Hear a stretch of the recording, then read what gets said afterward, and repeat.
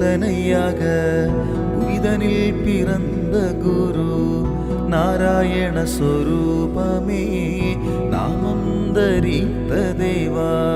நாம சங்கீர்த்தனையாக புனிதனில் பிறந்த குரு நாராயண சொரூபமே நாமம் தரித்த தேவா. அடியார்க்கும் அடியே இலைமழிந்த வெள்ளம்பி கண்ணப்பனற்கடியேன் ஆரூரில் ஆரூரார் அம்மானுக்காளே. அரகர நம பார்வதி மகாதேவோ. நாட்டுடைய சிவனே போற்றி, நாட்டவர்க்கும் இறைவா போற்றி, ஏகம்பத்துரைந்தாய் போற்றி, பாகம் பெண்ணுருவானாய் போற்றி, செந்தில்லை மண்ணில் ஆடினாய் போற்றி, இன்று எமக்கு ஆறும் அமுதும் ஆனாய் போற்றி. அரகர நம பார்வதிபதியே அரகர மகாதேவா போற்றியே நமச்சிவாய போற்றியே சிவசிவாய போற்றியே நமச்சிவாய போற்றி. இந்த நேரத்தில் காலில் விழக்கூடாது சார். பாதத்தில் எட்டு நின்று ரொம்ப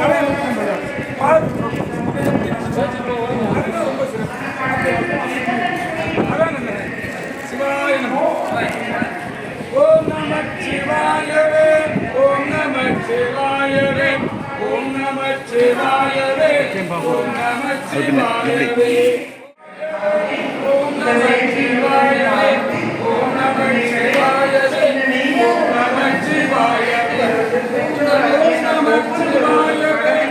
ஓம் நம சிவாயவே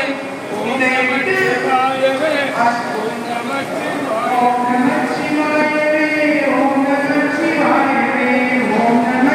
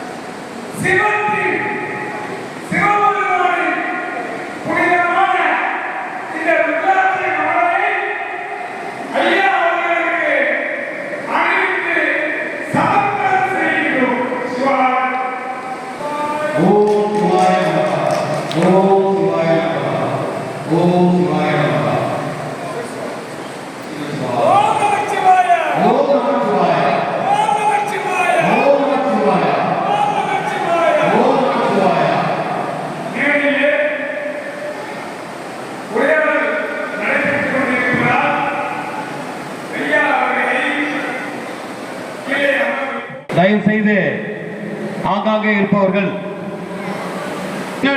முன்னாடி வரலாம். பள்ளிக்கூடத்தில் மாதிரி கேள்வியெல்லாம் கேட்க மாட்டாங்க. வாங்க முன்னாடி வந்து உட்காருங்க, ஒன்றும் தப்பு இல்லை. இந்த நிகழ்ச்சியை சிறப்பாக நடத்தி கொடுப்பாரு. மீண்டும் பணி அன்புடன் உங்களை எல்லாம் இரு கரம் கூப்பி கேட்டுக்கொள்கின்றோம். இன்று மாலை 4 மணி அளவில் குத்துவிளக்கு பூஜை நடைபெற உள்ளதால் அதற்கு பெயர் கொடுக்கும் அன்பர்கள் முன்பு அமர்ந்திருக்கும் நபர்களிடம் பெயர் கொடுத்து பதிவு செய்து கொள்ளலாம். நன்றி. இன்று சரியாக 4 மணி அளவிலே குத்துவிளக்கு பூஜை சீரும் சிறப்புமாக நடைபெற இருக்கின்றது. அதில் கலந்து கொள்பவர்கள் தங்களின் பெயர்களை பதிவு செய்து கொள்ளுமாறு மிக பணியன்போடு கேட்டுக்கொள்கின்றோம். ഭഗവാൻ ബ്രഹ്മശ്രീ ശുഭാണ്ട് ഗുരുദേവന്റെ പാദങ്ങളെ ഭക്തിയാദരോട് നമസ്കരിച്ചുകൊണ്ട് കലിയുഗ മോക്ഷദായനാകിയ ആദിശിവ പരമാത്മാവിൻ അവതരണമാകിയ ബ്രഹ്മശ്രീ ശുഭാനന്ദ ഗുരുദേവരുടെ തിരുപാദങ്ങളെ വണങ്ങിക്കൊണ്ട് പ്രതിപുരുഷസ്ഥാനം അലങ്കരിക്കുന്ന മഠാധിപതി பகவானின் பிரதிபுருஷனாக இருக்கின்ற பிரம்மஸ்ரீ ஞானானந்தஜி திருப்பாதங்களை வணங்கி കർമാർത്താവ് സൂക്ഷ്മാനന്ദ സ്വാമികളെ கர்மகர்த்தா திருப்பாதங்களை வணங்கி ത്യാഗാനന്ദ സ്വാമികളെ தியாகானந்த சுவாமிகள் കേന്ദ്ര ഭരണസമിതി അംഗങ്ങളെ ഉലകസിദ്ധികൾ உலக சித்தர்கள் ജ്ഞാനപീഠം ஞானபீடம் ജ്ഞാനഗുരു ആവേശത്തിലും മാണിക്യം ஆவே ரத்தினமாணிக்கம் சித்தர்கள் அவர்களையும் മുഖ്യ കാർമ്മേറ്റത്തിൽ புண்ணிய தலைமையில் ലോക നന്മയ്ക്കായി உலக நலனுக்காக நடத்தப்படும் ലോകസിദ്ധമാകുന്ന സമ്മേളനത്തിൽ உலக சித்தர்கள் மாநாட்டில் പങ്കെടുക്കും ബഹുമാന്യ அனைத்து தலைவர்களுக்கும் മുഖ്യ சித்தர்களுக்கும் അധികങ്ങളും സന്യാസിനി சித்தന്മാർക്കും മാതാപിതാക്കളെ தாய் தந்தையினருக்கும் സഹോദര സഹോദരിമാരെ சகோதரங்களுக்கும் ആദിപരാശക്തിയാകുന്ന ஆதிபராசக்தியாகின்ற ശ്രീ ശുഭാനന്ദ ഗുരുദേവന്റെ ஸ்ரீ சுபானந்த குருதேவருடைய നാമത്തിൽ ആത്മബോധോദയ സംഘത്തിന്റെ പേരിലും ആത്മബോധ ഉദയ സംഘത്തിൻ പേരിലും സ്വാമി ശിൽസ്വരൂപാനന്ദന്റെയും சில்சுருபானந்தஜி எனும் நானும் എൻ്റെ നമസ്കാരത്തെ അറിയിക്കുന്നു. நமஸ்காரத்தை தெரிவிக்கின்றேன். കലിയുഗ മോക്ഷം എന്ന വിഷയത്തെപ്പറ്റി என்னும் விஷயத்தை பற்றி ഇവിടെ இங்கே പ്രതിപാദിക്കുകയാണ്. பேச இருக்கிறேன். ആത്മബോധോദയ സംഘ സ്ഥാപകനായ ஆத்மபோத உதய சங்க ஸ்தாபகனாகின்ற ശുഭാനന്ദ ഗുരുദേവ பகவான் சுபானந்த குருதேவன் ദർശനങ്ങളെ പറ്റി പഠിക്കവും മനസ്സിലാക്കുകയും ചെയ്യുകയും புரிந்து கொள்ளவும் ലോക മഹാമോക്ഷത്തിനു വേണ്ടി உலக மகாமோட்சத்தை பிரதானம் செய்வதற்கு കലിയുഗത്തിന്റെ കൽക്കാവതാരമായി கலியுகத்தின் கட்க அவதாரமாக ജന്മമെടുത്തിട്ടുള്ള அவதரித்த ശുഭാനന്ദ ഗുരുദേവന്റെ சுபானந்த குருதேவருடைய ദർശനങ്ങളെ പറ്റി நாம் അല്പസമയം கொஞ்ச நேரம் മനസ്സിലാക്കുവാൻ தெரிந்து கொள்ள ആ മഹാശക്തി அந்த மகாசக்தி വന്നിട്ടുണ്ടെന്നുള്ള വിവരം இங்கே உண்டு எனுமுள்ள நம்பிக்கையில் എല്ലാവരെയും അറിയിക്കുകയാണ്. அனைவருடன் தெரிவித்துக் கொள்கின்றேன். ലോക സൃഷ്ടിക്ക് ആദിനാഥനും உலக சிருஷ்டிக்கு ஆதிநாதனும் സർവചരാചരങ്ങളുടെയും സർവ സൃഷ്ടിജാലങ്ങളുടെയും ഏക അവസ്ഥയിൽ നിലകൊള്ളുന്ന ഏക നിലയിൽ നിൽക്കുന്ന ഈശ്വരൻ ലോക സൃഷ്ടിക്ക് അപ്പുറമായിട്ട് ഉലക സൃഷ്ടിക്ക് അപ്പുറமாக നിലവിൽ നിന്ന ഉലക സൃഷ്ടിക്ക് അപ്പുറமாக നിன்ற നിലയിൽ ദൈവം ഏക അവസ്ഥയിൽ നിലകൊള്ളുമ്പോഴേ ഒന്നിന അവസ്ഥയിൽ നിലനിർത്തുമ്പോൾ ഈശ്വരനുടെ ആവശ്യമായി കണ്ടത് അവർ കണ്ടത് മഹത്വവും ഭാഗ്യം സ്വസ്ഥയും നിമ്മതി അല്ലത് ബ്രഹ്മ വിഷ്ണു മഹേശ്വരർ അല്ലത് പിതാവ് പുത്രൻ പരിശുദ്ധാത്മാവ് ത്രിത്വങ്ങളാണ്. സൃഷ്ടി സ്ഥിതി സംഹാരമൂർത്തിയാകുന്ന സ്ഥിതി സംഹാരങ്ങളായ പരാശക്തിയുടെ പരമകാരുണ്യത്താൽ ഈ ലോകത്തെ സൃഷ്ടിക്കപ്പെടുമ്പോൾ இந்த உலகத்தை சிருஷ்டிக்கும் பொழுது പ്രളയാവസ്ഥയായിരുന്നു. നരകமாக அல்லது പ്രളയமான അവസ്ഥയിൽ പ്രളയ അവസ്ഥയിൽ കിടന്നുള്ളത്. ആ അവസ്ഥയിൽ அந்த நிலையில் തനിക്ക് ആവശ്യമായി തനക്ക് വേണ്ടുമെന്ന് കണ്ടത് മഹത്വം ഭാഗ്യം സ്വസ്ഥത മഹത്വം ഭാഗ്യം സ്വസ്ഥത അതിനുവേണ്ടി அதற்காக ഒരേ അവസ്ഥയിൽ ഒരേ നിലയിൽ പടൈത്ത മനുഷ്യ സൃഷ്ടികൾ അവയെ ദൈവത്തിലിருந்து ദൈവങ്ങളായി தெய்வங்களாக തിരിയപ്പെട്ടുള്ളത്. ആകാശത്തെയും ആകാശത്തെയും ആകായത്തെയും ഭൂമിയെയും ഭൂമിയെയും സമുദ്രത്തെയും സമുദ്രത്തെയും സർവശുദ്ധികളെയും அனைத்து சிருஷ்டிகளையும் സർവജനങ്ങളെയും അജനങ്ങളെയും അതീതമായി அதற்கு அதிகமாக തനിക്ക് പകരമായി தனக்கு பகரமாக ഈശ്വരന് പകരമായി ஈஸ்வரனுக்கு பகரமாக സൃഷ്ടിച്ച படைத்த മനുഷ്യസൃഷ്ടികളെ மனித சிருஷ்டிகளை ദൈവങ്ങളായി തന്നെ தெய்வங்களாகவே നിലകൊള്ളുന്നു. பிரியப்பட்டுள்ளது. പ്രകൃതിയുടെ பிரபஞ்சத்துடைய അന്യോന്യ ബന്ധങ്ങളിലും ஒன்றோடுள்ள ബന്ധങ്ങളാൽ ശരീരബന്ധത്തിലും ശരീര ബന്ധത്തിനാലും ആത്മബന്ധത്താലും ആത്മബന്ധത്തിനാലും തൻ്റെ വ്യവസ്ഥ പ്രകാരം തന്നുடைய നീതിപ്പടി ഒരേ ഒരു അവസ്ഥയിൽ സൃഷ്ടിച്ചിരിക്കുന്നതാണ് മനുഷ്യസൃഷ്ടികൾ. ഓർ നിലയിൽ സൃഷ്ടിക്കപ്പെട്ടുള്ളത്.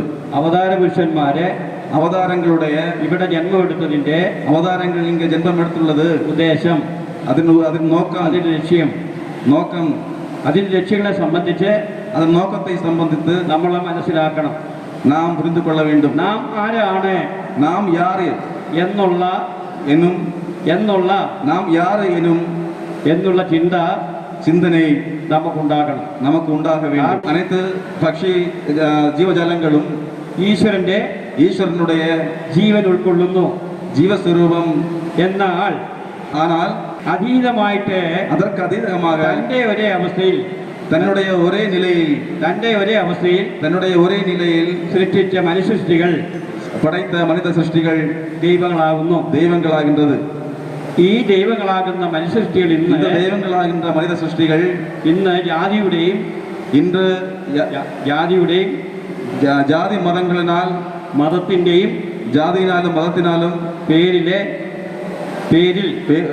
പേരിൽ ആകമാനം അക്രമങ്ങളും അനീതികളും ആകമൊത്തം നരകமாக പ്രളയமான അവസ്ഥയിൽ നിലനിൽക്കുന്നത്. അതുകൊണ്ട് അതിനാൽ മനുഷ്യൻ ആരാണെന്നുള്ള മനിതൻ യാർ എന്നുമുള്ള ചിന്തனை അവരിൽ ഉണ്ടാകണം, എവർക്കും ഉണ്ടാക வேண்டும். ഞാനിവിടെ സൂചിപ്പിച്ചല്ലോ ആരാണ് എന്ന്. ഞാൻ ഇங்கே കൂറിയുള്ളത് യാർ என்பதை പറ്റിയാകും. ശബരിമലയിലേക്ക് നാം ചെല്ലുമ്പോൾ, ശബരിമലയിൽ നാം ചെല്ലും പൊഴുത്, ഭഗവാനെ കാണുവാൻ വേണ്ടി നാം ചെല്ലുമ്പോൾ, ഭഗവാനെ കാണാൻ നാം ചെല്ലും പൊഴുത് അവിടെ അങ്ങേ എഴുതി വെച്ചിരിക്കുന്നത്, എഴുതപ്പെട്ടുള്ളത് തത്വമസി എന്നുമാകും. നീ ആരെയാണ് കാണാൻ വന്നത്, നീ ആരെ കാണാൻ വന്നുള്ളതോ അത് നീയാകുന്നു. നീ ആകുന്നത്, നീ ആരാണ്, നീ ആരെ കാണാൻ വന്നുള്ളതോ അത് നീ ആകുന്നു. അത് ഞാൻ ആകുന്നത്. സ്വാമിയെ ശരണമയ്യപ്പ, ശരണമയ്യപ്പ, സ്വാമിയെ ശരണമയ്യപ്പ, സ്വാമിയെ ശരണമയ്യപ്പ, സ്വാമിയെ ശരണമയ്യപ്പ, സ്വാമിയെ ശരണമയ്യപ്പ.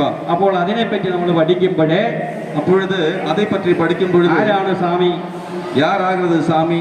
അപ്പോൾ സ്വാമി പറയുകയാണ്, അപ്പോഴത് ഞാനായിട്ടിക ഒന്നില്ല. സ്വാമി சொல்லுகிறார், ഞാനായിട്ടിക ഒന്നില്ല, നാനാക என்று ஒன்றில்லை. ഞാനെന്നുള്ളത്, ഞാൻ என்பது നീ ഒരുവനെ, ഞാനെന്നുള്ളത് നീക്കിയിടുവാൻ ഞാൻ എന്നുള്ളത് മാറിട സ്വാമിയെ ശരണമയ്യപ്പ, സ്വാമിയെ ശരണമയ്യപ്പ. അപ്പൊ ഈ ലോക വാഴ്ച, അപ്പോഴത്തെ இந்த உலக வாழ்க்கை സുഖകരവും സന്തോഷകരമായി സുഖമാനതും സന്തോഷമാനതും നിലകൊള്ളുന്നതിന് വേണ്ടിയാണ് നിലകൊള്ളുവதற்காக മനുഷ്യനെ സൃഷ്ടിച്ചിരിക്കുന്നത്. ഭഗവാൻ മനുഷ്യനെ സൃഷ്ടി പടയ്ക്കുന്നത്. മനുഷ്യൻ എന്ന് പറയുമ്പോഴേ, അപ്പോഴത് മനിതൻ എന്ന് ചൊല്ലും പൊഴുത് ഈ ലോകത്ത് இந்த ഉലകത്തിൽ സമ സൃഷ്ടികളാக നമ്മളെ ഈ ശരീരം, ഈ നമ്മുടെ ശരീരം അനിത്യമാണ്, നിത്യമല്ലാതാകും, അനിത്യമാണ്, നാശമടയக்கூடிയതാകും, ഉള്ളതല്ല,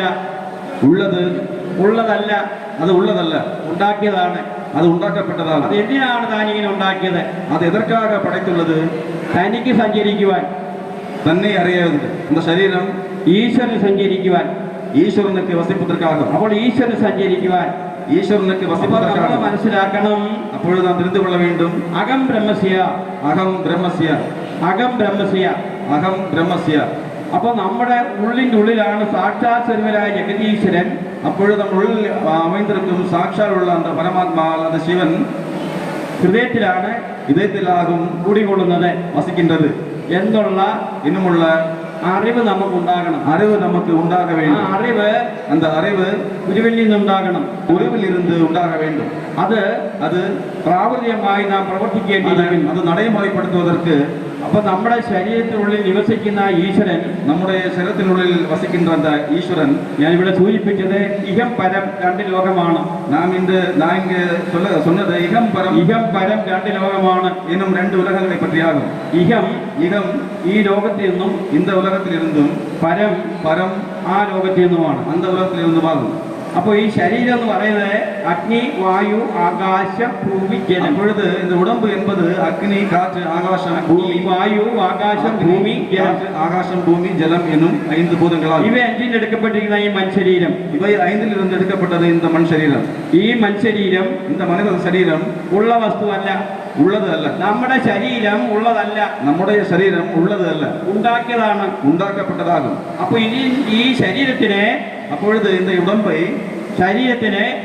உடம்பை സ്വതേ പ്രകാശമില്ല, அதற்கு சுயமாக பிரகாசம் ജീവനില്ല, அதற்கு சுயமாக பிரகாசம் கிடையாது, ஜீவனும் கிடையாது. അപ്പോൾ ഈശ്വരൻ സ്വയം പ്രകാശ ശക്തി, ദേവലോക ദൂതന്മാർ, அப்பொழுது ஈஸ்வரன் சுயம் பிரகாசம், சக்தி, தேவ உலகம், தூதர்கள், ഇവ അഞ്ചിൽ നിന്ന് എടുക്കപ്പെട്ടതായിരിക്കുന്ന இவை 5ல் இருந்தும் எடுக்கப்பட்டுள்ள ഈ ആത്മസ്വരൂപത്തെ, இந்த ആത്മാ എന്ന ഈ ആത്മസ്വരൂപത്തെ മനുഷ്യരീരത്തിനുള്ളിലേക്ക് இந்த மண் சரீரத்தினுள்ளே വാഴ്ത്തി ഇരിക്കിയിരിക്കുകയാണ്. அமர வைத்துள்ளது. അപ്പോഴാണ് ഇവന് മനുഷ്യൻ എന്ന് നാമകരണം ചെയ്തത്. அப்பொழுதாகும் മനുഷ്യൻ എന്നാൽ എന്താണ്? அப்பொழுதாகும் மனிதனும் பெயர் മനനം ചെയ്യുക, கிடைத்துள்ளது. மனிதன் என்றால் മനനം ചെയ്യുക, சிந்தனை செய்வது. മനനം ചെയ്യുക എന്ന് പറഞ്ഞാൽ சிந்தனை செய்வதென்றால் ആലോചിക്കുക, தன்னை அறிவது. ആലോചിക്കുക എന്ന് പറഞ്ഞാൽ, ஆலோசிப்பது, சிந்தனை செய்வதென்றால் ആത്മലോകത്തോട്, ஆத்ம உலகத்தினுடைய യോജിക്കുന്ന ஜோதியிலிருந்து അറിവിനെ കുറിച്ച് അന്വേഷിക്കുക, ஞானத்தை புரிந்து கொள்ளதால் അന്വേഷിക്കുക, അറിവിനെ കുറിച്ച് അന്വേഷിക്കുക, ஞானத்தை பற்றி அன்வேஷணம் பண்ணுவது. അറിവിനെ കുറിച്ച് ആത്മലോകം എന്നാൽ, ஆத்ம உலகம் என்றால் സർവ്വതിനെ കുറിച്ചുള്ള അറിവാണ്. அனைத்தையும் பற்றியுள்ள ஞானமாக, ഈ അറിവിൽ കൂടി, இந்த ஞானத்தின் வழியாக, ഈ അറിവിൽ കൂടി இந்த ஞானத்தின் வழியாக കർമ്മം പൂർത്തിയായാൽ, செயல் பூர்த்தியானால் കായ്ച്ചു കിട്ടുന്ന അറിവിന്റെ ഫലത്തെ, கிடைக்கக்கூடிய அறிவின் பலத்தினை അനുഭവിച്ച് ദൈവത്തിൽ ഏറ്റു സൂചിക്കുന്നവനാണ് യഥാർത്ഥ മനുഷ്യൻ. അനുഭവിത്ത് ഈശ്വരനിൽ ലയിപ്പതേ ആകും ഉന്മയാന മോക്ഷം. അപ്പോൾ മനുഷ്യൻ എന്നാൽ മനനം ചെയ്യുക എന്നർത്ഥമാകും. அப்பொழுது மனிதன் என்றால் மன்னம் ചെയ്യുക എന്നാൽ, மன்னம் செய்வதென்றால் ആത്മലോകത്തോടെ യോജിക്കുന്ന അറിവിനെ കുറിച്ച് അന്വേഷിക്കുക, ஆத்ம உலகத்துடைய അറിവിനെ കുറിച്ച് அறிவினை பற்றி தெரிந்து கொள்வதாகும். ആത്മലോകം എന്നാൽ, ஆத்ம உலகம் என்றால் സൽഗുരുവിനാൽ രൂപീകരിച്ച് കിട്ടുന്ന, சல்குரு வழியாக உருவாக்கப்பட்ட பிரம்மமாகிறது. பிரம்மம் என்றால் സർവ്വിനെ കുറിച്ചുള്ള അറിവാകുന്നു. சர்வத்தையும் அனைத்தையும் குறித்துள்ள ஞானமாகிறது. ഈ അറിവിൽ കൂടി, இந்த ஞானத்தின் வழியாக കർമ്മം പൂർത്തിയായാൽ, கர்மம் அல்லது செயல் பூர்த்தியாகும் കിട്ടുന്നത് ശുഭം, கிடைப்பது சுபம். ഈ ശുഭാന്തിലെത്തി இந்த சுபானந்தத்திலிருந்து തന്നെത്താൻ സ്തുതിക്കുന്നതാണ് നാമസങ്കീർത്തനം. தன்னை கொண்டு தானே சுகிப்பதையாகும் നാമസങ്കീർത്തനം, துதிப்பதையாகும் நாமசங்கீர்த்தனம். കലിയുഗത്തിന്റെ മോക്ഷം இதுவே கலியுகத்தின் ഇതന്നെയാണ്. അപ്പോൾ ക്ഷേത്രം എന്ന് നമ്മൾ പറയും. இப்படி சிந்தனை செய்யும்போது ഒരുപാട് ക്ഷേത്രമുണ്ട്, ശിവക്ഷേത്രമുണ്ട്, ക്ഷേത്രമുണ്ട്, പളനി ക്ഷേത്രമുണ്ട്, അങ്ങനെ ഒരുപാട് ക്ഷേത്രങ്ങളുണ്ട്.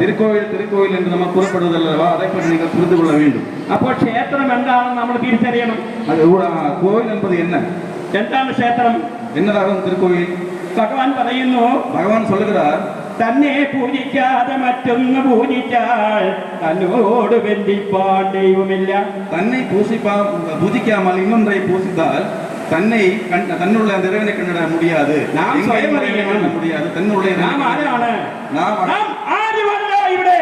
நாம் யாருமே இல்ல. பகவான் ആരുമല്ല ഇവിടെ. நாம் ஆத்மா ஆகிறது. താനെന്നുള്ള പദം, அந்த ஆத்மா என்பது തന്റെ സ്വയം പ്രകാശമായിരിക്കുന്നു. சுயம் பிரகாசம் ആത്മാവിൽ കൂടി ഇവിടെ ശരീരത്തിനുള്ളിൽ വാഴ്ച നടത്തിയിരിക്കുകയാണ്. ஆத்மா இது உடலில் வாழ்க்கை അത് செய்கிறது. തന്റെ ഹിതത്തിലാണ്, தன்னுடைய இதயத்தில் ஆகிறது, തന്റെ ഹിതത്തിന് വേണ്ടിയാണ്. தன்னுடைய சுகத்துக்காக. അതാണ് ഗുരുദേവനെ അറിയിച്ചത്.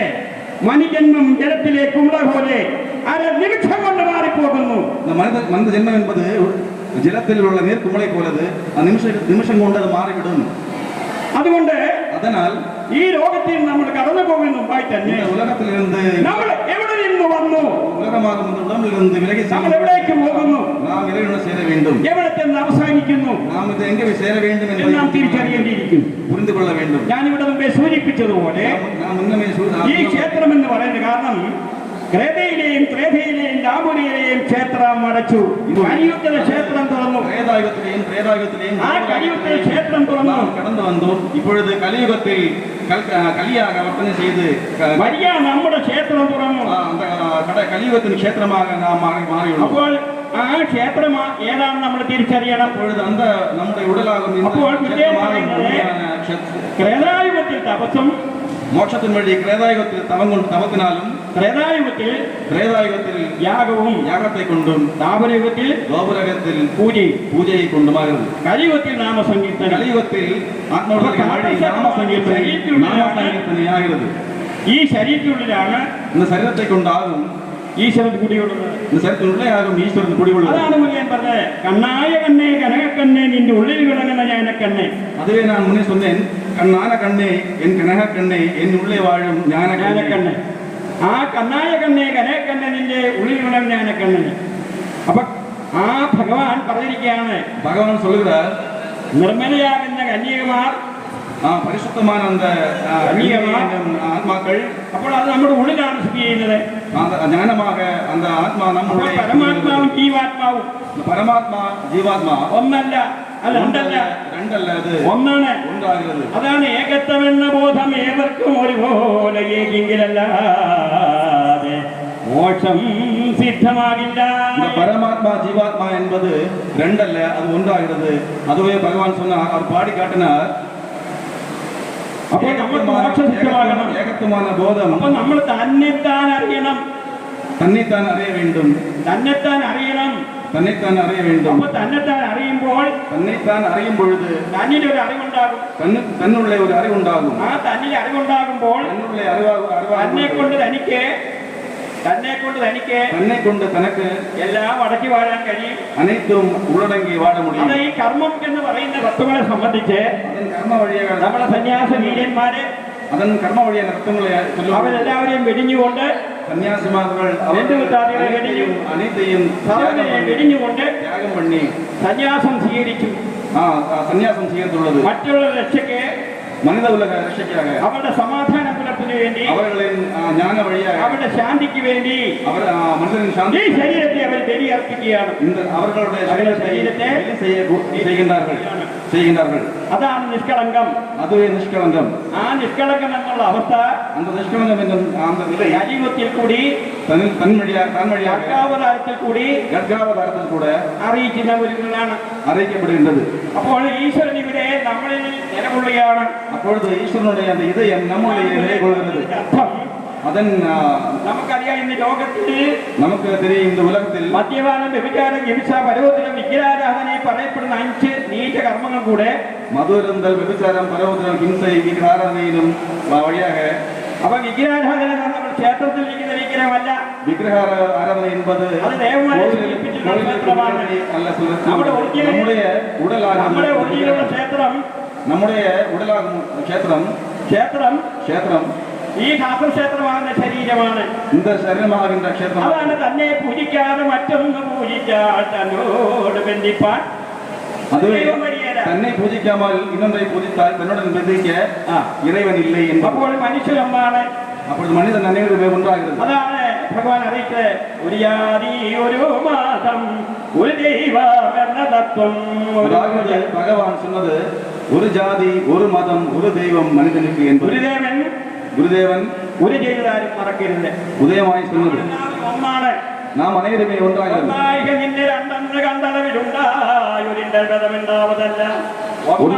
ஒன்றாக இருப்ப நாம் ஆத்மா என்னும் அந்த தொப்பை தெரியாமல், தத்துவம் தெரியாமல் நாம் அந்நியமாக கண்டால் நம்முடைய இறைவனை கண்டிட முடியாது. அப்ப അതുകൊണ്ട് அதனால் ദൈവിക നാമത്തിൽ നാം அதன் വഴിயாக ജീവിക്കുവാൻ வாழ்ந்திட അവസരം നൽകിയത് വായ്പ തന്ന ഈശ്വരനാണ്, ഇறைവനാകും. അതുകൊണ്ട് ഞാൻ ഇവിടെ സൂചിപ്പിച്ചതുപോലെ, അതിനാൽ ഞാൻ ഇங்கே சொன்னதுபடி കായമാകുന്ന ശരീരം, ഉടലാകുന്ന ശരീരം, இந்த ഉടലാകുന്ന കോയിൽ ഒരിക്കലും ഒഴിവാകില്ല. ഒരു കാരണത്താൽ അത് ഉൾക്കാണ്ടിരിക്കുന്നത് കർമ്മക്കായത്തിനുള്ളിൽ നിൽക്കുന്ന, അത് നം കർമ്മത്തിനായാൽ നിൽക്കുന്ന യഥാർത്ഥ ദീപമാണ്.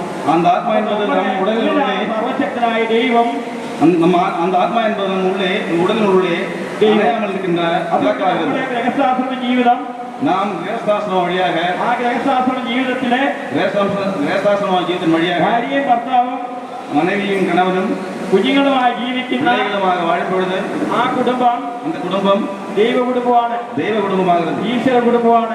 ஈஸ்வர குடும்பமாகிறது. ആ കുടുംബത്തിലെ அந்த குடும்பத்தை അവരെ ഭാര്യയും ഭർത്താവും ഒന്നാണ്. அந்த குடும்பத்தில் அந்த பாரியும் அந்த மனைவியும் கணவனும் ஒன்றாகிறது. അത് ദേവനും ദേവിയുമാണ്. அது தேவனும் தேவியுமாகிறது. അപ്പോൾ ഏകോപിച്ച് ഏകാവസ്ഥയിൽ എത്തിക്കൊണ്ട് இதை அந்த இருவரும் ஒரே நிலையில் இருந்து கொண்டு നമ്മളിൽ ഭവിച്ചിരിക്കുന്നതായ நம்முள்ளே பவித்திருக்கும் പുണ്യന്മ പാപദോഷം, முன் ஜென்ம பாவதோஷங்கள், ജന്മപാപത്തെയും ஜென்ம பாவத்தையும் കർമ്മദോഷത്തെയും கர்ம வினையையும் ജീവനാശത്തെയും ஜீவநாசத்தையும் തന്റെ ഗുരുശിക്ഷ ബന്ധം സ്വീകരിച്ച സമയം മുതലേ பகவானின் பகவானிடம் குருசிஷ்ய നമ്മൾ അതിൽ തെറ്റാതുള്ള ജീവിതം, நிமிஷம் முதல் സത്യത്തിൽ തെറ്റാതുള്ള ജീവിതം சத்தியத்திலிருந்து மாறாமலுள்ள வாழ்க்கை അവസരം കാണിക്കുന്നു. அப்பொழுது பகவான் ஸ்ரீ சுபானந்த குருதேவருடைய നമ്മളെ എല്ലാവരും அனைவரும் ഏകോപിച്ചുകൊണ്ട് ஒன்றாக நின்று ഏകാവസ്ഥയിലെത്തി ஒரே நிலையில் ആ പരബ്രഹ്മ സ്വരൂപനായ ஆதி பிரபர்ம சுரூபமாகும் பகவான் ஸ்ரீ சுபானந்த குருதேவருடைய സ്വയം പ്രകാശമായിരിക്കുന്ന சுயம் பிரகாசமாகின்ற ആ വാഴ്ചകൾക്ക് വേണ്ടി இந்த வாழ்க்கைக்காக തന്റെ കൽപ്പന അനുസരിച്ച് என்னுடைய கற்பனையை ഇവിടെ സൃഷ്ടിച്ചിട്ടുള്ള മനുഷ്യജന്മങ്ങളെ എല്ലാവരും ഒന്നാണെന്നുള്ള ചിന്തയോടുകൂടി நாம் அனைவரும் ஒன்று என சிந்தனையில் வாழ வேண்டும். എല്ലാ മിത്രങ്ങളെയും அனைத்து பக்த ஹிருதயங்களையும் എല്ലാവരെയും அனைவரையும் ഭഗവാന്റെ കൃപയിൽ കൂടി பகவானுடைய கிருபையினால் അനുഗ്രഹം ഉണ്ടാകട്ടെ എന്ന് அனுகிரகம் உண்டாக வேண்டும் പ്രാർത്ഥിക്കുക. என்று பிரார்த்தனை செய்கின்றேன். ഭഗവാൻ பகவான் അനുഗ്രഹ ഗുരു அல்ல குரு നമ്മുടെ കൂടെ ഉണ്ട്. நம் கூட உள்ளது, നമ്മളെ விட்டு അന്യമല്ല. நம்மை விட்டு அந்நியமாக இல்லை. നമ്മുടെ ഉള്ളിലാണ് സാക്ഷാത്ത് நம் உள்ளே பகவான் சரஸ்வர ஈஸ்வரன் இல்ல சிவபகவான் நம் உள்ளே வாழ்கிறது. ബോധമാണ് ആത്മബോധം. அதுவே ஆத்மபோதம். ആ ആത്മബോധം നിങ്ങൾ എല്ലാവരും ഒന്നുപോലെ പ്രകാശിച്ച് இந்த ஆத்மபோதம் அனைவரிலும் பிரகாசிக்கட்டும். ഈശ്വരന്റെ സമസിദ്ധികളാണ്. நம் அனைவருமே ஈஸ்வரன் சமஸ்தியாகிறது.